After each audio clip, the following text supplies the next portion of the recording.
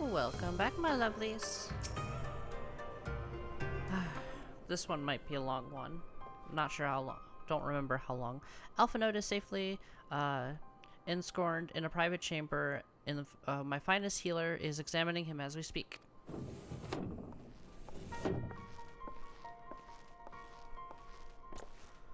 I've spoken with the physician, and there are no outward signs of illness. Alpha Node is lost in a sleep from which he cannot be awakened, just like the others.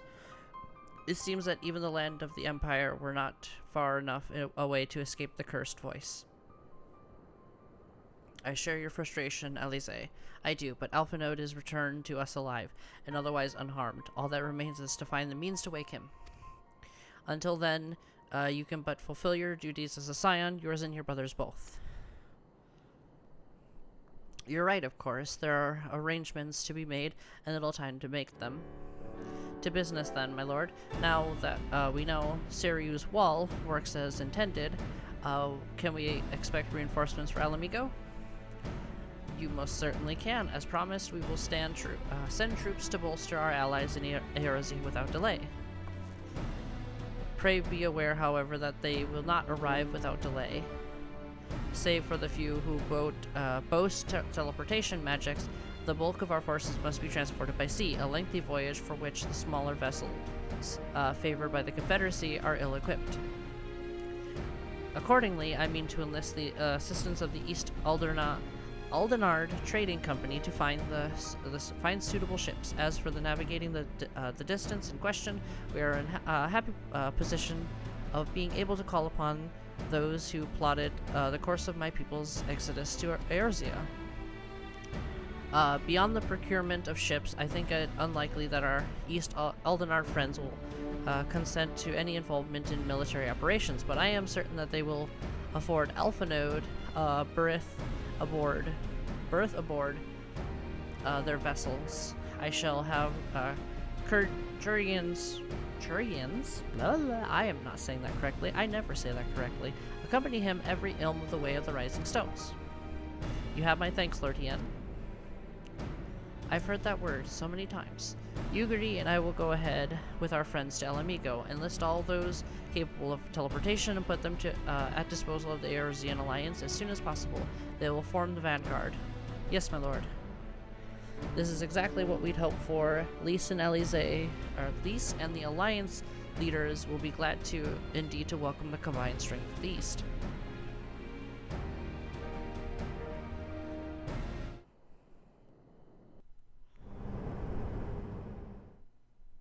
Meanwhile, at the Black Rose chemical plant.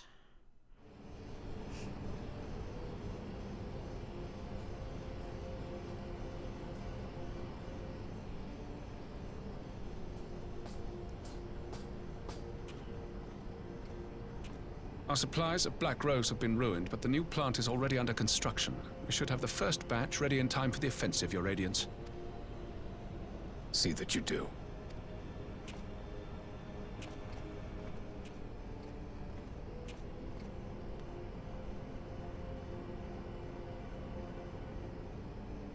Ah, yes, the infamous Black Rose. If I recall correctly, Gaius did not much care for the invention.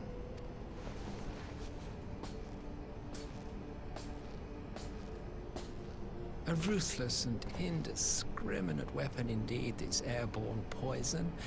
It seems you are capable of making decisions worthy of your bloodline. With no gift for sorcery, we Garleans must look to Magitech to even the odds. If it spares the needless deaths of our soldiers and serves the cause of this empire, there is no method I would not employ. How very noble of you. Truly, though, I must commend you for embracing your role as Emperor. You play the part of the determined ruler well. Sometimes even I catch myself believing.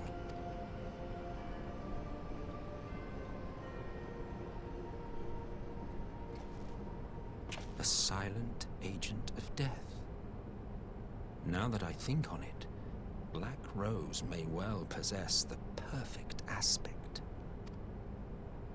Slowly but surely, The deluge of light has worked upon the ether here in the source, and the gas should be most susceptible to its influence. Well, I shall leave you to your own devices. Go forth and bloody the land with your grand and glorious war.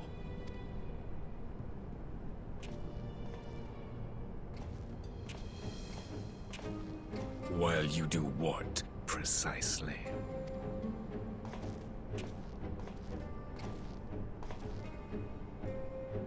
Need you ask? I will be doing what all Ascians do. I am well aware that your kind exists only to usher in the next calamity. But you seem oblivious to the harm your singular agenda causes to the Empire. You cannot have forgotten the events which followed your mortal demise.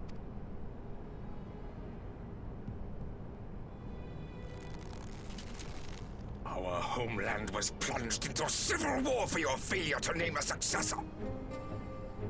The edifice you so carefully constructed was but a hair's breadth from collapse. Are you truly so naive? You thought me oblivious to the consequences of a departure so painstakingly timed? It was by design? Well, of course it was. Though I will admit the resulting panic exceeded even my wildest expectations. But how can you be surprised? Throwing the world into disarray was the very purpose for which this nation was, as you say, so carefully constructed.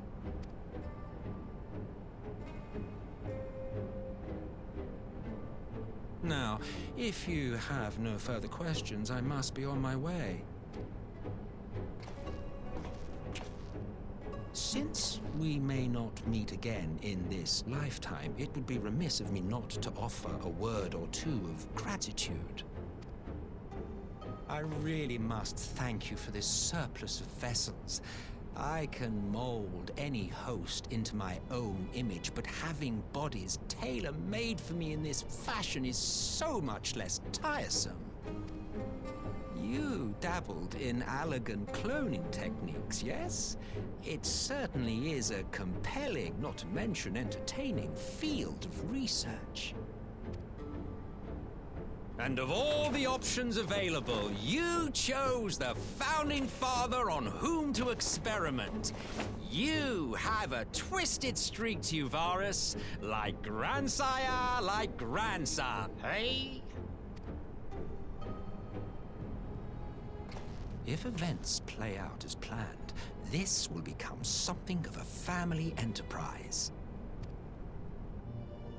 You will be the capstone of this world, I the anchor and shard, and together we will give the lie to this star's fraudulent existence.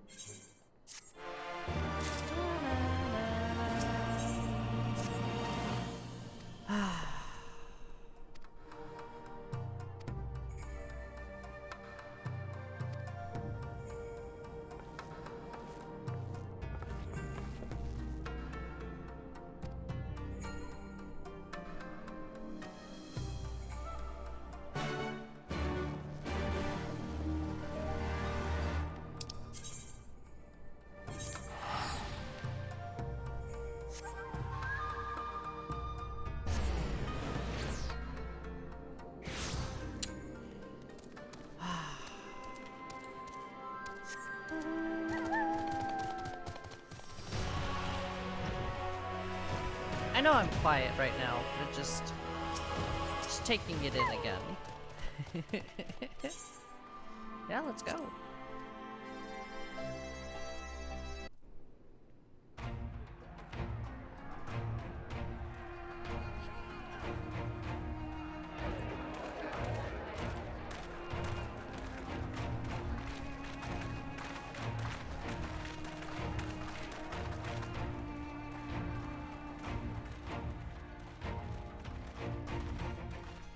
We're here. Welcome back, you two. Greetings, Lord Hien. Glad you could join us. Glad to be here. I would have come sooner, where our own defense is not in question, but I am pleased to report that our soldiers are assembling for deployment to Alamigo as we speak. We're grateful for your support. Thanks to the efforts of our allies, it won't be long before we've established defensive positions on this front as well.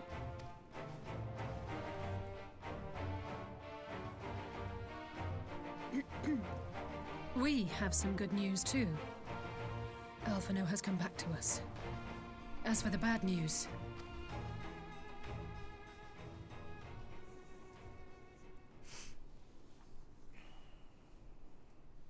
So, Alphino won't wake up, Gaius van Baelsar is alive and hunting Ascians, and the Empire is planning to poison us all with toxic gas. Does that sound about right? Ordinarily, any one of those things would have left me in shock. But the way things have been lately, it's all starting to seem pretty normal. Unfortunately. Getting back to your report, are we sure this Black Rose is the weapon Maxima was talking about? It fits the description. And it seems we have Alphino to thank for sparing us an early demonstration of its effectiveness. I have a feeling this won't be the last time his bravery in the Empire will serve us here in Eorzea. The threat of an unknown weapon has had us all on edge. But now that we know what we're dealing with, we can take steps to defend against it. As for Gaius, I'm not sure what to think. Am I happy he's alive? Not in the slightest. Am I happy he's hunting Ascians? Aye, I'd have to say I am. Oh, speaking of Garleans you didn't expect to see, we have a tale of our own, as it happens. When we sent envoys to the Imperial Army to request talks, they returned with the message that Varissos Galvus would be attending. The Emperor himself. Well, Varus did sanction the Popularis peace mission. But knowing that an Ascian walks in his son's skin, I do not see how we can trust him or anyone from that nest of vipers. The Alliance would proceed with negotiations regardless, if only to give ourselves more time to prepare. We do, however, require your cooperation. Yeah. Right. Yes. So, as a condition for the talks to go forward, the Empire has requested that a member of the Scions be present. There'll be a representative from each Alliance nation, of course, but I'm afraid we have to ask that you come along too.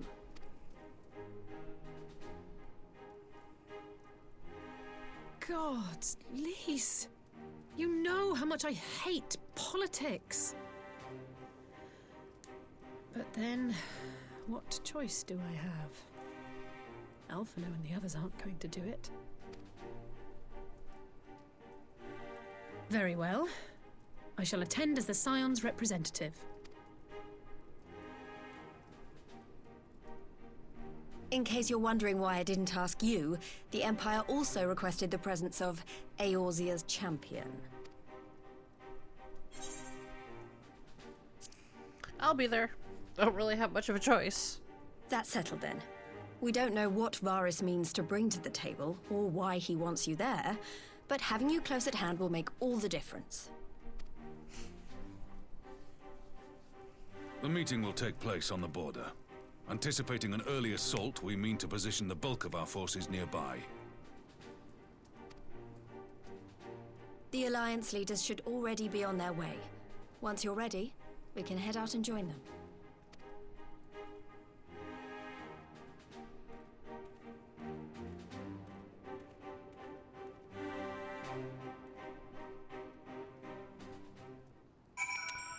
All right, let's go.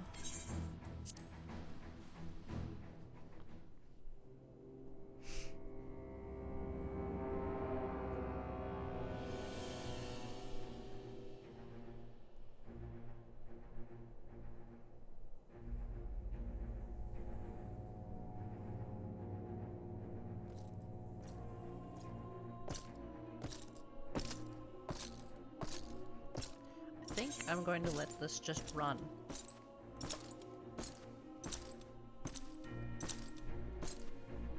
of them are voice acted from here on out.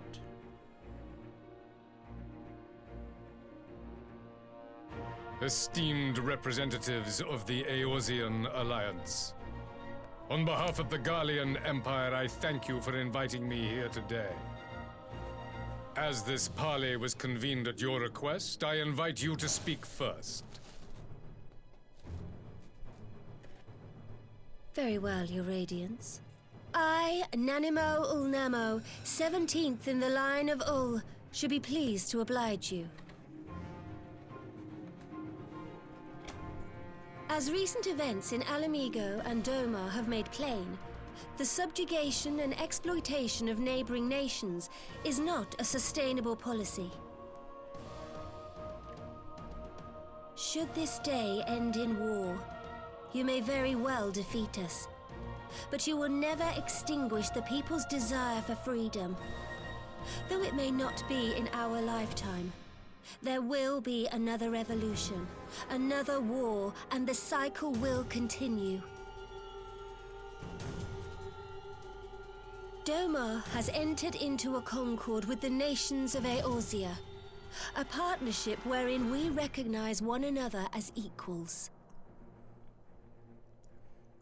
Garlemald could be afforded similar treatment. You need only set aside your ambitions and join us in paving a path towards peace.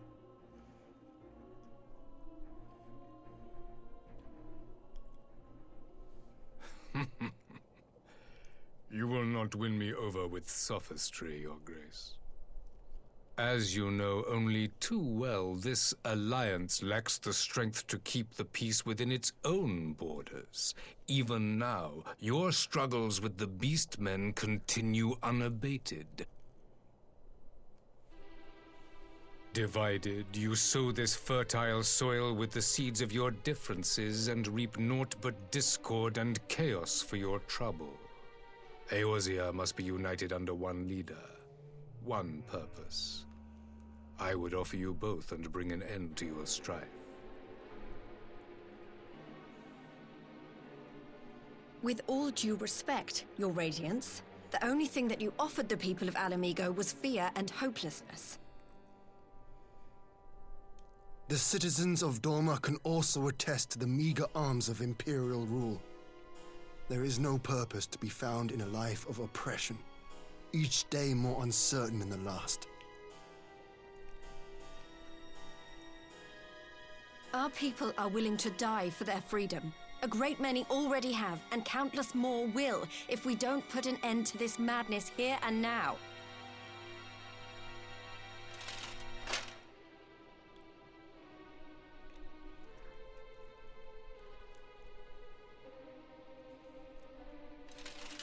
We brought order and stability to your lives.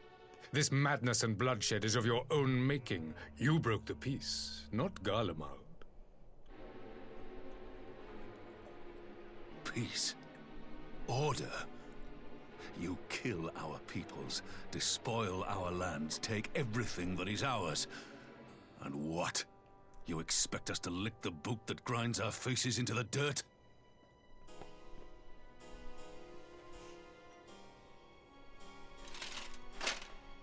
I expect you to weigh the costs.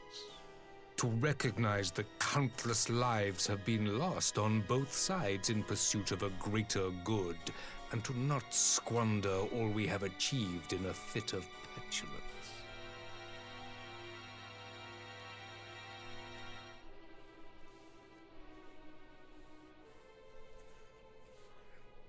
Your Radiance, I fear I can personally attest to the dangers of pursuing one's vision with such righteous fervor.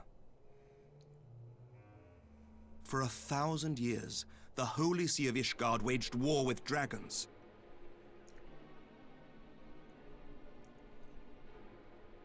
A 1,000 years of sacrifice, of sorrow and hate, in which we bathed in the blood of friend and foe alike. Had it gone on any longer, we may well have drowned. Yet we have chosen to raise ourselves out of this bloody spiral, and have since made peace with our former enemy. So I understand. No doubt the dragons were more receptive to your overtures in the wake of their leader's demise.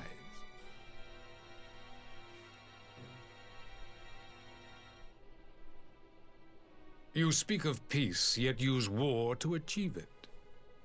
Your father would not have bothered to obscure his intent with honeyed words. He understood that strength is all that matters in the end.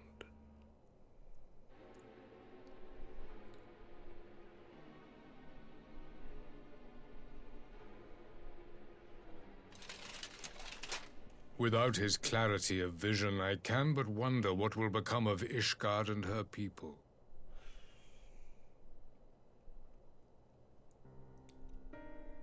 There was a time when Garlemald too lacked a leader of conviction. Weak and unable to wield magic, we were at the mercy of the strong from whom we sought refuge in the bitter cold of the north.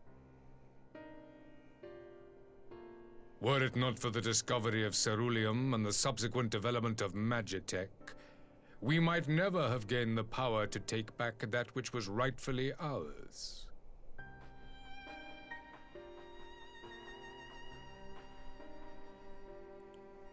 You speak as if your people were the first to have been driven from their homes. Limsa Lominsa was built by wayward souls in search of a place to call their own. On the shores of Vilbrand we found it, and from those humble beginnings did we grow and flourish. Humble and beginnings that you took without from the robbing our beastmen. neighbors of their liberty.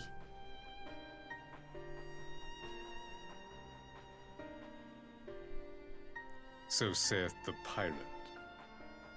Am I to believe that you simply asked the kobolds to yield up their lands and that they were happy to oblige you?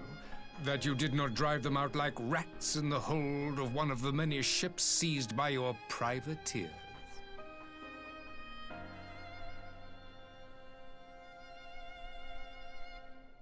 I will concede that after centuries of exile, reclamation may be mistaken for invasion. Nevertheless, it is not. And those who till stolen soil have no right to object when cast out in turn.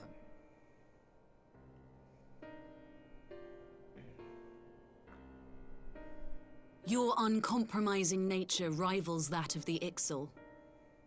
They too lament circumstances which they themselves perpetuate.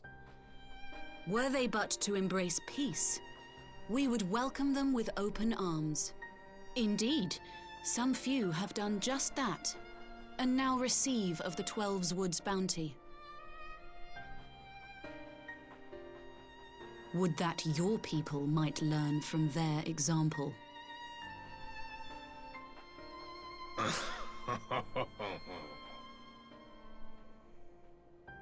You dare compare us to the Birdmen? You who thought to invoke the 12 and threaten all of creation?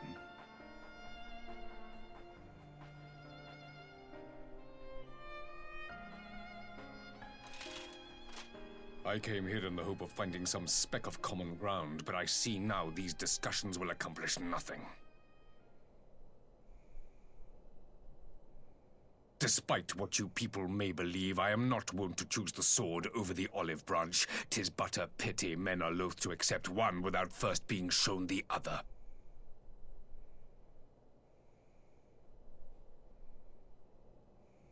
Wait! I beg you.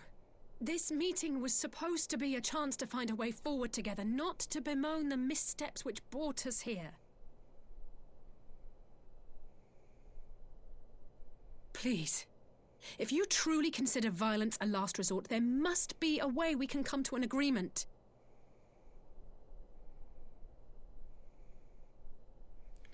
Good job, Alize. As Mistress Alize says, we did not come here to bicker over the past, but to discuss how we might strive towards a brighter future. Emperor Varys, may I suggest a short recess, that all present might compose themselves prior to beginning anew?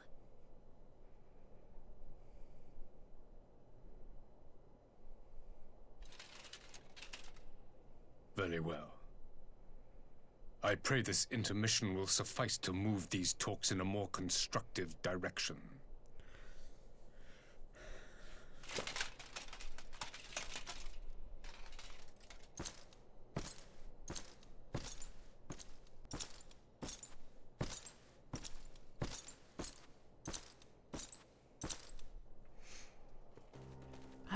I'm not ending it here.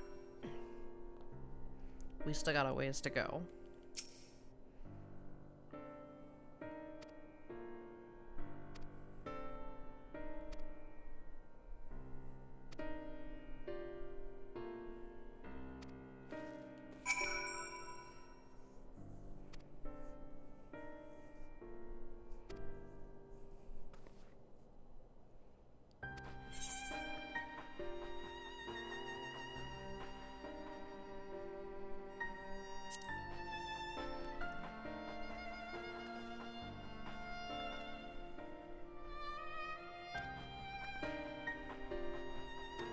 I mean, yeah, just ask them. 12, have mercy. Yeah. Someone was bound to jump the table and strike him. Not that it would really do you much good, because... his,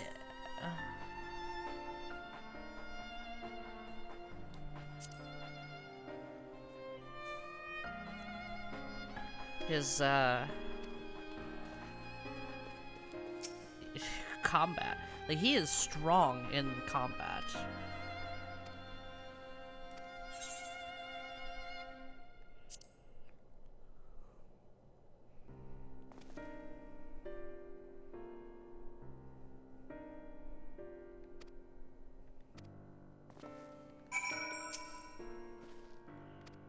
Alright, let's go.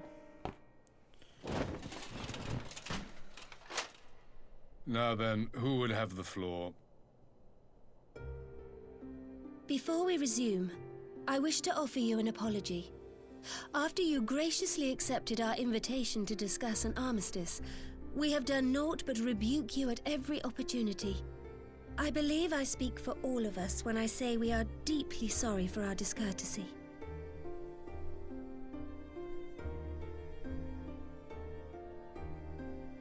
I'll admit your familiarity with our affairs surprised me, and served to remind me how little I know of yours. I think all here can understand the desire to reclaim one's homeland. But why expand further? That is my question. If I may, the answer can be found in the Imperial doctrine they took great pains to impart to my people. Recognizing the threat icons posed to the world, Solus Zos Galvus decreed that they were to be eradicated. To this end, he began a campaign to unite all lands under the Garlean banner. Or so we were taught. Yet the Emperor only reached the burn, the Baron said to have been laid waste by icons, after conquering all the lands that lay between. What is more, I am quite certain the practice of summoning was not nearly so widespread in the days before the Empire's founding. When you put it like that, it all starts to sound like an excuse, doesn't it? But to distract from what? Why are you really waging this war?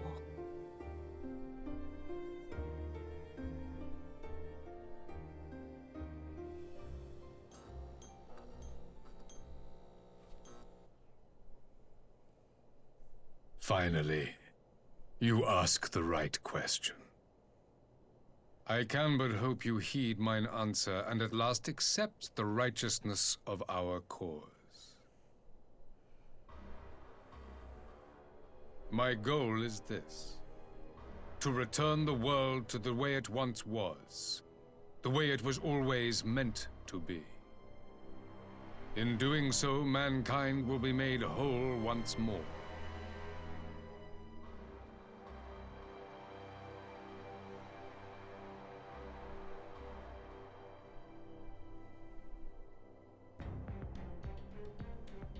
No longer will we suffer from the dissension born of our differences. There will be but one race, a perfect race, as we were when time began. What in Rolga's name are you talking about?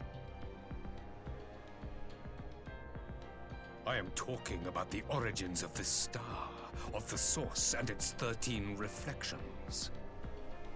At the instant of the great sundering, 'twas not only the world that was shattered, but mankind itself. Thus were we divided into myriad races, each with its own unique imperfections. That is why man looks upon his neighbor and feels fear and hatred, why he wages war, why he kills his brother. You all in your own way have proven as much today. The peace you seek is but a fleeting solution to a fundamental problem. One which calls for more drastic measures. To bring about everlasting peace, our worlds must be rejoined.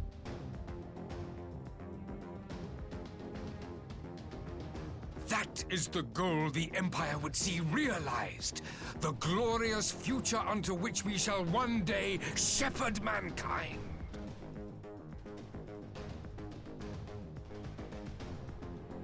A rejoining of worlds.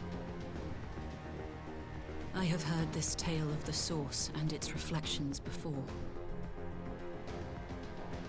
Are these not the self-same desires as the Ascians? Emperor Varys, do not trust in their words.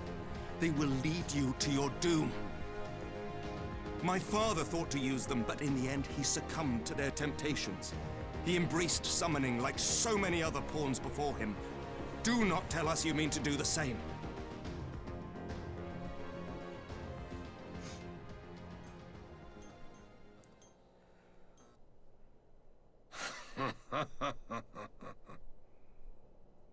To be a pawn, free from the burden of choice, would be a blessing.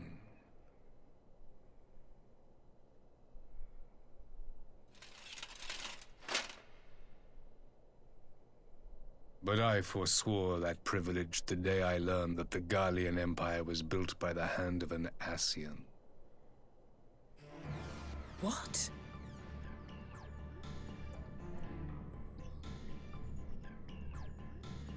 Yes. My grandsire, the former Emperor, is of their number. And who better to build an empire capable of bringing about the calamitous change we desire? Would you condemn me for this alliance? For bowing to the will of these shadowy masters, when the prize is true and lasting peace?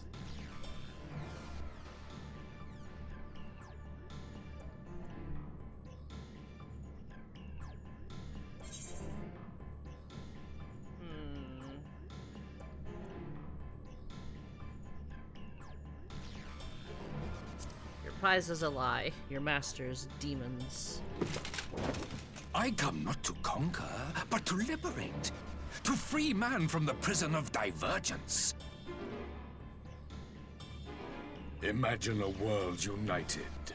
One perfect race beneath a single standard. An army before whose might these servants of darkness and light would fly as leaves in a storm, never again to meddle in man's affairs. We would be the masters of our own fate. I bid you join me, not as subjects of Garlemald, but of a new nation. And together we shall win freedom for ourselves and generations yet unborn. You want to trigger another half-dozen calamities? You can't be serious!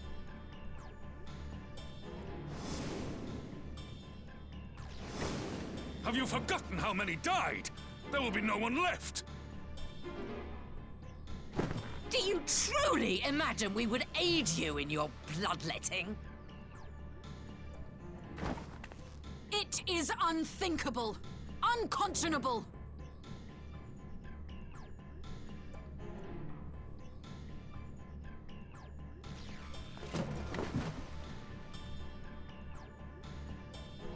And what is the alternative? To be as cattle waiting for slaughter? I would have us work together, that we might take fate into our own hands!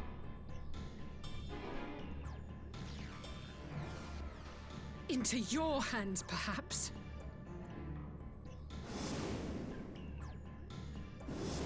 But what of the other worlds, your Radiance? With every calamity, you obliterate a star and every soul that dwells on it. To the Ascians, we are all but tiny, momentary specks within an indifferent universe. We cannot hope to oppose them until we have been made whole once more.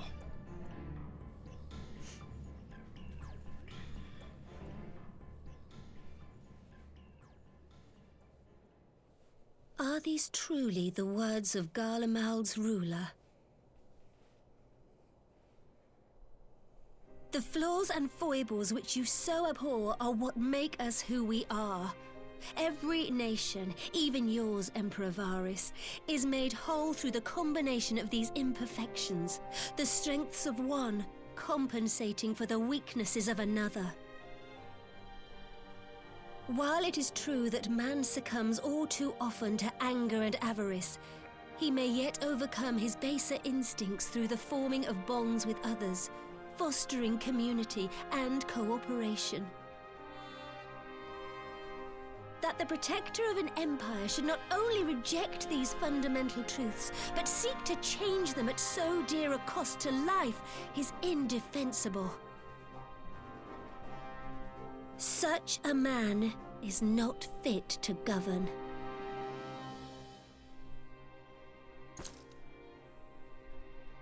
And you, warrior of light, would you refuse me as well?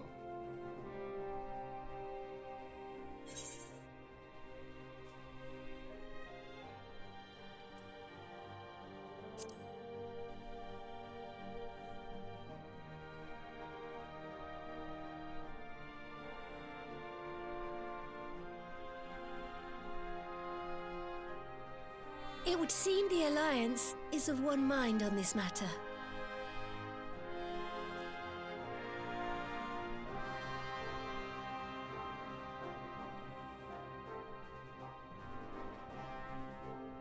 You Eorzeans never cease to disappoint me. Though I suppose I have only myself to blame for expecting more from savages. This discussion is at an end. I bid you make ready for our next meeting. It will not be at the negotiating table. Understandable. Have a nice day.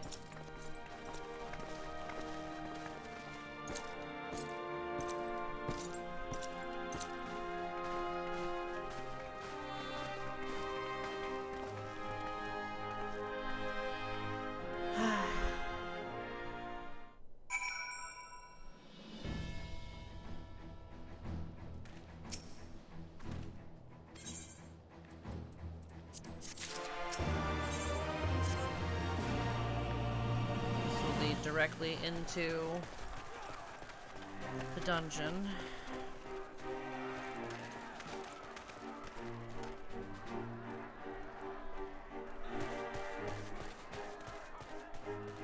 I'm not sure what I was expecting from our meeting with the Emperor, but it wasn't that. Still, at least we know now what he's really after. Aye, a future built on a mountain of bodies. I too want the Ascians dead, but not at any cost.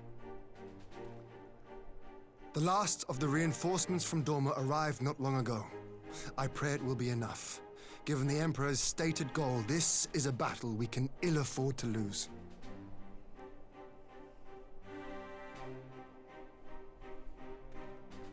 If the Garleans come in force, we may not have much say in the matter, even with our combined strength.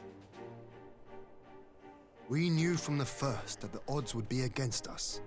But if there is even the slightest chance of victory, we must do everything in our power to seize it.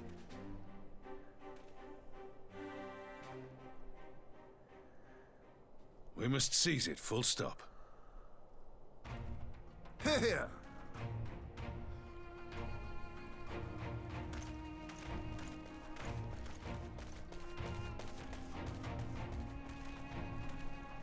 The two of you are to join an irregular unit and support the main host. I won't bother asking if you're minded to fight. Hey, I mean, let's go. After coming this far, how could I not? And for once, there's no one around to countermand me.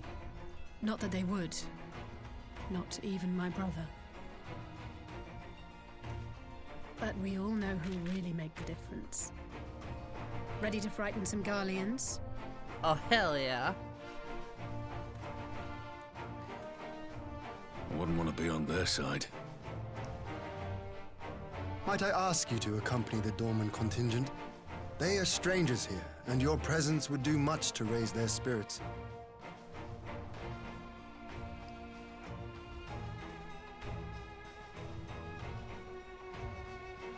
We would be honored. When our people stride out with you in their midst, I dare say the Eorzeans will feel an ilm taller themselves. High spirits have a way of spreading. What I wouldn't give to join you. But my duties as field commander will not allow it. I'll leave the front lines in your capable hands.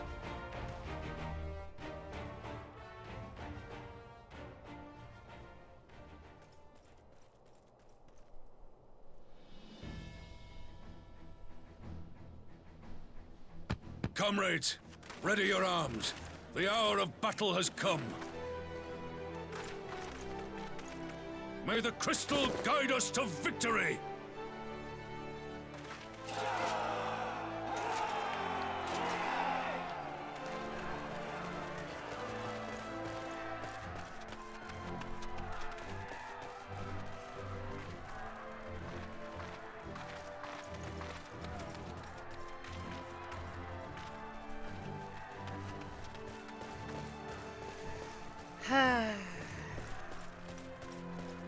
Since the others couldn't be here, we'll have to fight twice as hard.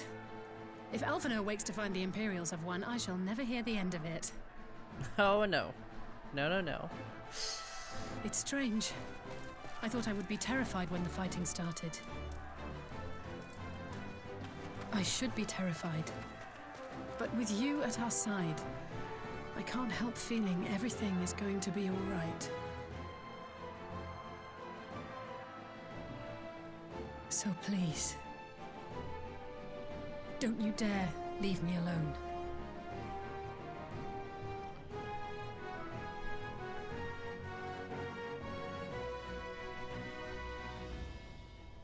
No matter what happens, we have to survive together.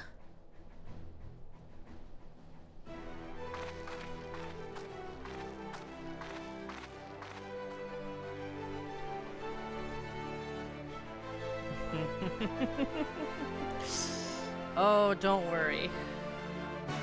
We will.